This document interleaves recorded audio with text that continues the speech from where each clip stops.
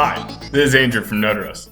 At Notoros, we've developed the most versatile Layer 1 blockchain platform ever built. Not only is Notoros compatible with all programming languages, it even has features unseen anywhere else in the industry. So today, I'm going to show you the very first walkthrough of the Notoros UI, currently in beta. Let's get started. So once you've had a chance to register, I would go ahead and log in with your credentials here. And this is going to take you to the Notoros dashboard page, which really consists of two sections. We have this high-level news section, and then we have the more granular changelog with updates about bug fixes, new features, things like that. Now, if you're a new Notoros user, I would definitely recommend checking out the Notoros user interface guide available at this link. So this guide provides detailed information about all of the different functions of the UI, down to every button. So if you're ever lost, you can always use this guide for detailed information. Now, one thing that's cool about Notoros is it never actually holds your keys, and you can really use any wallet that supports the appropriate elliptic curve. And that includes all the Bitcoin wallets, all the Ethereum wallets, and most wallets in the crypto space. So for this demo, we're going to use MetaMask. So in order to do that, I would go up here to the user profile menu, and you can see the Connect MetaMask button. So go ahead and click that.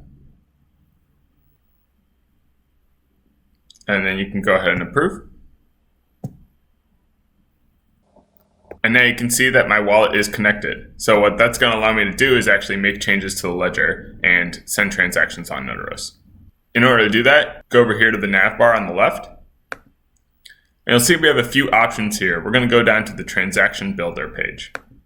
For Notoros to use my wallet, it must translate the address from MetaMask, so let's go ahead and do that. And sign. So this is the Notoros transaction builder page, and it's really where you're going to be building the transactions you intend to submit and encode on Ledger forever. It consists of three sections: transaction details, messages, and policies.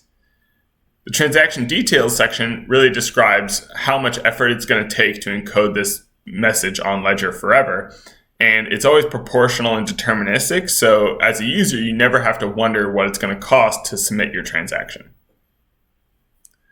Down here are our transaction policies, and they really describe where and which resources you're going to be using on-chain to encode your message.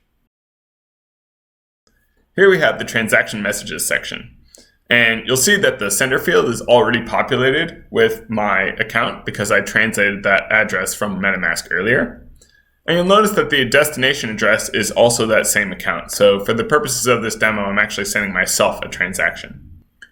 And this transaction needs some data, so I'm going to put some data in this data field here. And what's really great is this is super open-ended. You could put IPFS hashes, you could put links, you could put state proofs. It's really, really open-ended what you put here. So for this demo, I'm just going to put my data.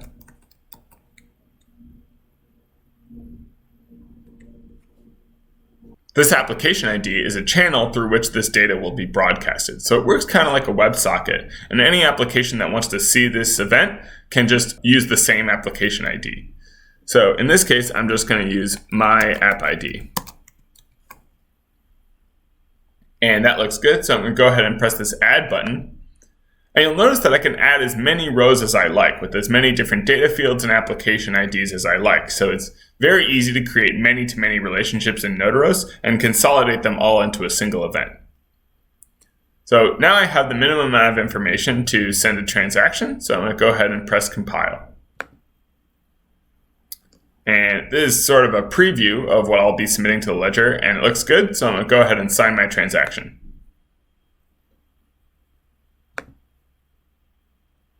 Now that I've signed my transaction, I can go ahead and submit. And there's success. So now it's going to take me to the Atom Inspector page. And on this Atom Inspector page, I can see exactly the data I just encoded on the ledger. Now, one thing that's really cool about Notoros is all of the data is natively indexed. So you don't have to actually scroll to the back of the chain just to get access to your data. It's all highly available. Instead of having to scroll through the entire blockchain, we can actually just view all of that data in our state table.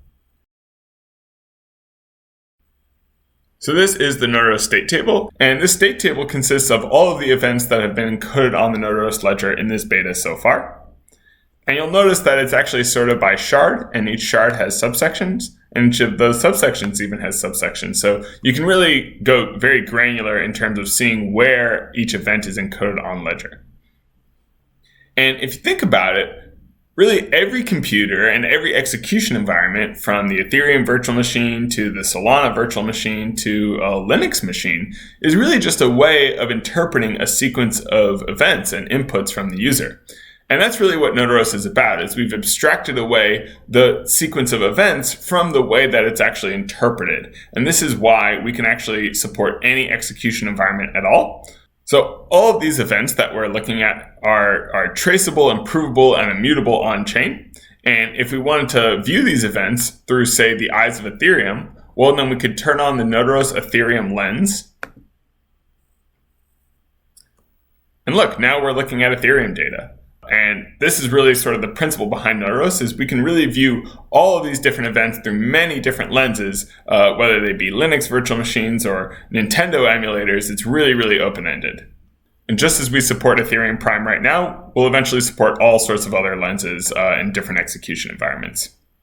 What's also really cool is if you wanted to see this data on a per resource basis, we can actually view it by just clicking this resource button down here.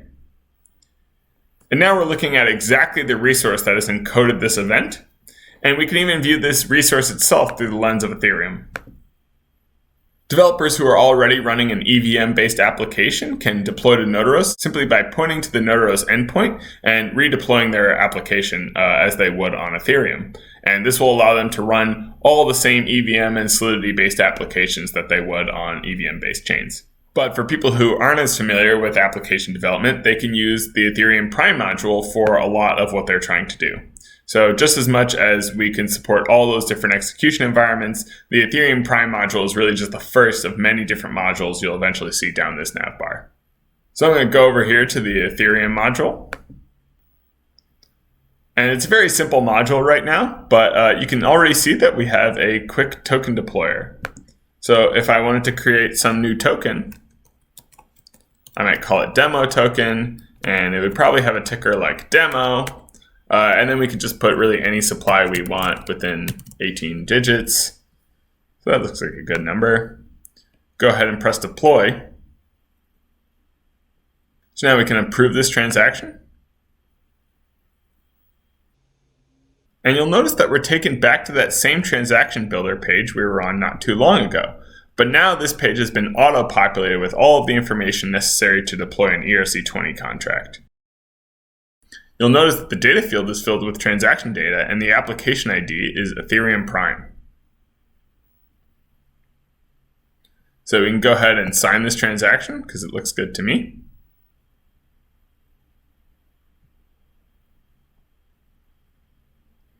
And submit. And that was successful. So now we can go ahead and view the result.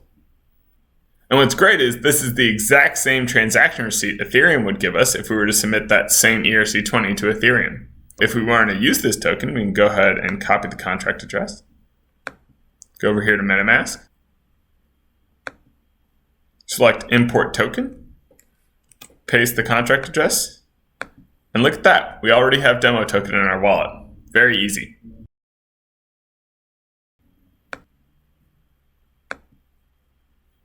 This same Ethereum Prime module will soon support both fixed and variable supply tokens, as well as things like NFTs, DEXs, AMMs, really anything you can imagine from the crypto space.